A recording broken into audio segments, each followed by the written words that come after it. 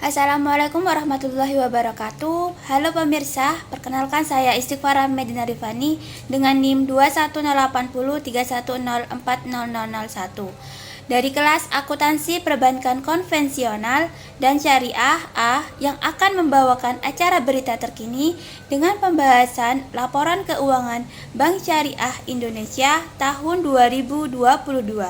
Mari simak berita terkini.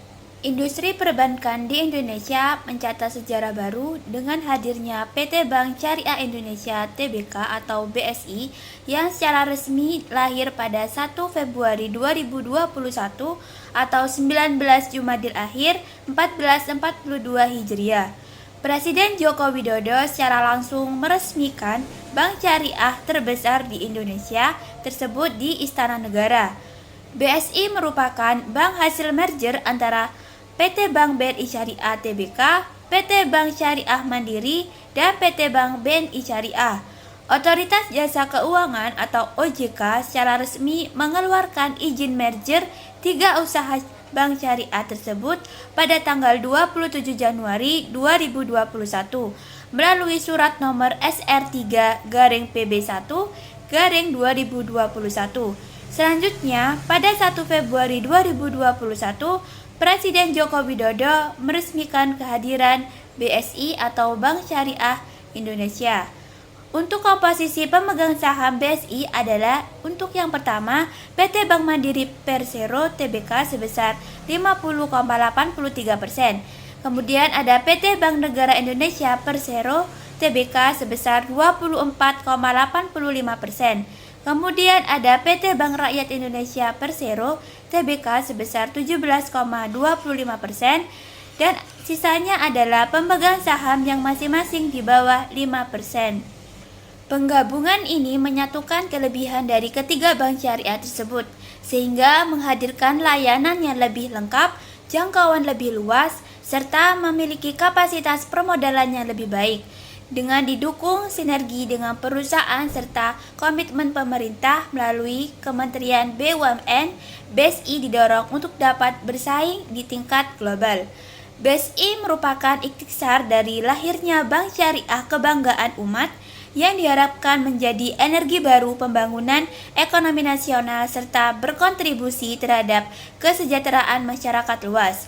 Keberadaan BSI juga menjadi cermin wajah perbankan syariah di Indonesia yang modern, universal, dan memberikan kebaikan bagi segenap alam. Rahmatul lil alamin. Potensi BSI untuk terus berkembang dan menjadi bagian dari kelompok bank syariah terkemuka di tingkat global sangat terbuka. Selain kinerja yang tumbuh positif, dukungan iklim bahwa pemerintah Indonesia memiliki misi lahirnya ekosistem industri halal dan memiliki bank syariah nasional yang besar serta kuat. Fakta bahwa Indonesia sebagai negara penduduk muslim terbesar di dunia ikut membuka peluang. Adapun produk BSI diantaranya yaitu yang pertama ada tabungan syariah, ada deposito syariah, gadai syariah, pembiayaan atau pinjaman syariah, dan juga ada giro syariah. Pada level bank, aset bank syariah terbesar di Arab Saudi atau Al-Rajhi mencapai 2.900 triliun, sedangkan di Malaysia atau Maybank Islamic mencapai 940 triliun atau berkali lipat lebih besar dari aset bank syariah terbesar di Indonesia atau BSI yang sebesar 305 triliun pada tahun 2022. Adapun visi misi Bank Syariah yaitu untuk visinya meliputi top 10 global Islamik, sedangkan misi Bank Syariah yaitu yang pertama memberikan akses solusi keuangan syariah di Indonesia, yang kedua menjadi bank besar yang memberikan nilai terbaik bagi para pemegang saham, dan yang ketiga menjadi perusahaan pilihan dan kebanggaan para talenta terbaik Indonesia. Baik pemirsa, selanjutnya saya akan menyampaikan tentang sumber dana yang ada pada Bank Syariah atau penghimpunan dana Bank Syariah. Nah, untuk penghimpunan dana ini berasal dari infak dan sodako, denda, pendapatan non-halal, dan sumbangan atau hibah, yang dimana sumber dana tersebut merupakan sumber dana kebajikan yang berasal dari masyarakat atau nasabah. Nah, pemirsa, di sini ada beberapa sumber dana bank syariah, di antaranya yaitu simpanan wadiah berupa giro wadiah dari pihak ketiga dan pihak berelasi dengan total pada tahun 2021 itu sebesar 21 triliun 90 miliar 695 juta. Sedangkan pada tahun 2022 ini mengalami kenaikan sebesar 21 triliun 797 miliar 852 juta. Dan juga ada tabungan wadiah dari pihak ketiga maupun pihak berelasi pada tahun 2021 itu sebesar 36 triliun 157 miliar 195 juta. Sedangkan pada tahun 2022 mengalami kenaikan atau peningkatan sebesar 44 triliun 214 miliar 405 juta. Kemudian sumber dana selanjutnya dari simpanan bank lain berupa giro wadiah dari pihak ketiga dan juga pihak berelasi dengan total pada tahun 2021 sebesar 110 miliar 858 juta dan tahun 2022 ini juga mengalami kenaikan sebesar 142 miliar 388 juta. Nah, untuk perbedaan antara bank konvensional dan juga bank syariah di sini yaitu untuk bank syariah penghimpunan dananya menggunakan prinsip wadiah dan mudharabah yang harus sesuai dengan hukum ekonomi Islam yang dimana bank syariah ini menerapkan sistem bagi hasil yang tentunya tidak ada bunga di dalamnya. Nah, apabila disalurkan kepada nasabah dan menjadi pembeda dengan konvensional.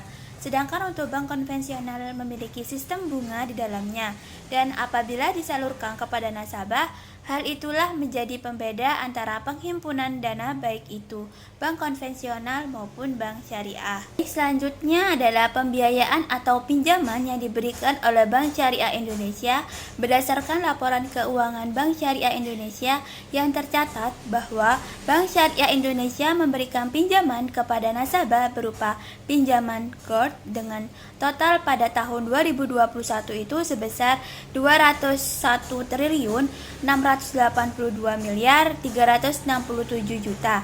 Sedangkan di tahun 2022 sebesar 227 triliun 92 miliar 696 juta. Selain itu, Bank Syariah Indonesia juga memberikan pinjaman kepada nasabah berupa pembiayaan mudharabah dengan total pada tahun 2021 itu sebesar 1 triliun 628 miliar 437 juta dan di tahun 2022 itu sebesar 1 triliun 41 miliar 397 juta.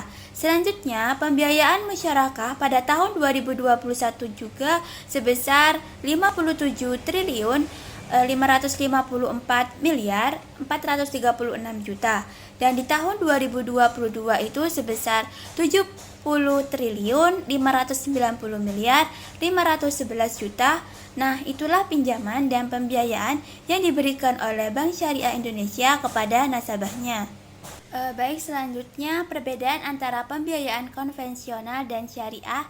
Untuk yang pertama ada hubungan nasabah dengan perusahaan pembiayaan. Dalam pembiayaan konvensional, nasabah dan perusahaan pembiayaan memiliki hubungan kreditur dan debitur. Perusahaan pembiayaan sebagai pemberi dana dan nasabah ini sebagai penerima dana. Nasabah kemudian akan mengembalikan dana kepada perusahaan sesuai dengan tenor yang disepakati pada awal perjanjian. Sedangkan dalam pembiayaan syariah, perusahaan dan nasabah menjalin hubungan kemitraan, yang mana perusahaan pembiayaan akan memberikan modal atau dana dan nasabah bertindak sebagai pengelola dana tersebut dan keuntungannya akan dibagikan sesuai perjanjian yang telah disepakati awal. Yang kedua ada penerapan sistem bunga dan denda. Perbedaan kedua dari pembiayaan konvensional dan syariah terletak di sistem bunga. Dalam pembiayaan konvensional, perusahaan pembiayaan sebagai penyedia dana dan menerapkan bunga kepada debiturnya itu sebagai sumber keuntungan untuk perusahaan. Selain itu, keterlambatan pembayaran cicilan oleh debitur akan dikenakan denda. Berbeda dengan pembiayaan konvensional, Untuk bunga tidak diperbolehkan dalam pembiayaan syariah. Larangan ini dikarenakan bunga termasuk riba dan tidak sesuai dengan prinsip keuangan syariah. Kemudian, jika nantinya nasabah terlambat mengembalikan uang, perusahaan pembiayaan syariah akan berunding dengan nasabah untuk mencapai mufakat. Dan yang ketiga adalah sumber dana atau modal. Nah, perusahaan pembiayaan pada umumnya itu akan mendapatkan biaya dari bank dalam negeri maupun luar negeri. Dana yang dihimpun dari bank-bank tersebut kemudian akan dikelola oleh perusahaan pembiayaan dan disalurkan kepada kreditur yang telah mengajukan pembiayaan. Sedangkan sumber dana untuk perusahaan pembiayaan syariah diperbolehkan dari bank-bank syariah yang juga memegang prinsip syariat Islam. Nah, itulah perbedaan mendasar pada pembiayaan konvensional dan juga syariah. Baik, selanjutnya ada pendapatan bagi Bank Syariah Indonesia. Ada pendapatan utama yang terdiri dari pendapatan musyarakah, mudharabah, dan izarah. Yang pertama ada pendapatan dari musyarakah pada tahun 2021 sebesar 4.237.160.000.000 dan di tahun 2022 sebesar 4.722.224.000.000. Dan sedangkan untuk pendapatan mudharabah pada tahun 2021 sebesar 218.525.000.000, sedangkan di tahun 2022 sebesar 142.040.000.000. Selanjutnya juga ada pendapatan dari ijarah, yaitu pada tahun 2021 sebesar 75.219.000.000, sedangkan pada tahun 2022 sebesar 122.221.000.000. Dan untuk pendapatan usaha utama lainnya yang mana pada tahun 2021 ini sebesar 3.093.292.000.000, sedangkan pada tahun 2022 sebesar 3.281.495.000.000. Nah, itulah pendapatan bagi hasil oleh Bank Syariah Indonesia. Baik, selanjutnya yaitu tentang laporan sumber dan penggunaan dana zakat berdasarkan laporan keuangan Bank Syariah Indonesia pada tahun 2022. Sumber dana zakat berasal dari internal bank, eksternal bank, pegawai dan nasabah dari umum dengan total sumber dana zakat pada tahun 2021 sebesar 158.902.000.000. Sedangkan pada tahun 2022 ini sebesar 211.722.000.000 yang kemudian disalurkan ke lembaga lain dengan total pada tahun 2021 sebesar 127.611.000.000 dan tahun 2022 sebesar 170.771.000.000, sehingga saldo akhir dana zakat yaitu pada tahun 2021 sebesar 104.202.000.000 dan tahun 2022 sebesar 145.153.000.000. Nah, itulah laporan sumber dan penggunaan dana zakat Bank Syariah di Indonesia pada tahun 2022. Selanjutnya, laporan sumber dana kebajikan berdasarkan laporan keuangan Bank Syariah Indonesia. Sumber dana kebajikan terdiri dari infak dan sedekah, denda, pendapatan halal, dan sumbangan atau hibah. Secara keseluruhan, total sumber dana kebajikan pada tahun 2021 itu sebesar 72.606.000.000, sedangkan pada tahun 2022 itu sebesar 89.902.000.000. Kemudian, terdapat penggunaan dana kebajikan dengan total sumbangan pada tahun 2021 itu sebesar 59.529.000.000, sedangkan pada tahun 2022 itu sebesar 108.831.000.000, sehingga saldo akhir dari dana kebajikan ini adalah pada tahun 2021 sebesar 29.977.000.000, sedangkan pada tahun 2022 yaitu sebesar 7.048.000.000. Itulah laporan sumber dana kebajikan. Baik pemirsa, selanjutnya di sini saya akan menjelaskan tentang kinerja keuangan Bank Syariah Indonesia. kita bisa melihat kinerja keuangan Bank Syariah Indonesia antara tahun 2021 dan juga tahun 2022.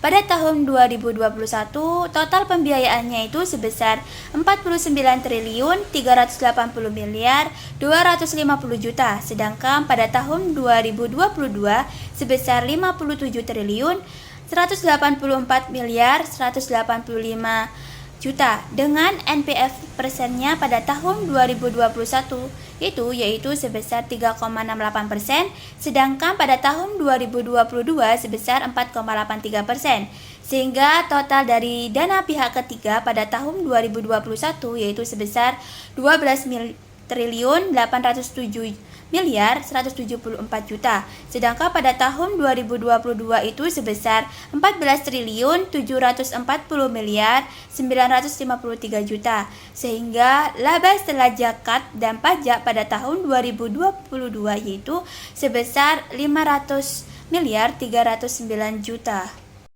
Nah, selanjutnya pada sisi analisis kesehatan, Bank Syariah Indonesia ini terdapat 4 faktor penilaian, yaitu profil risiko, good corporate governance atau GCG, rentabilitas, dan permodalan. Untuk peringkat tingkat kesehatan BSI pada semester 2 pada tahun 2022 ini berada pada peringkat komposit 2 atau bisa dikatakan sehat, yang artinya kondisi bank yang secara umum sehat sehingga dinilai mampu menghadapi pengaruh negatif yang signifikan dari perubahan kondisi bisnis dan faktor eksternal lainnya. Nah, usai sudah penjelasan saya terkait analisis laporan keuangan Bank Syariah pada tahun 2022 yang dibandingkan dengan tahun 2021.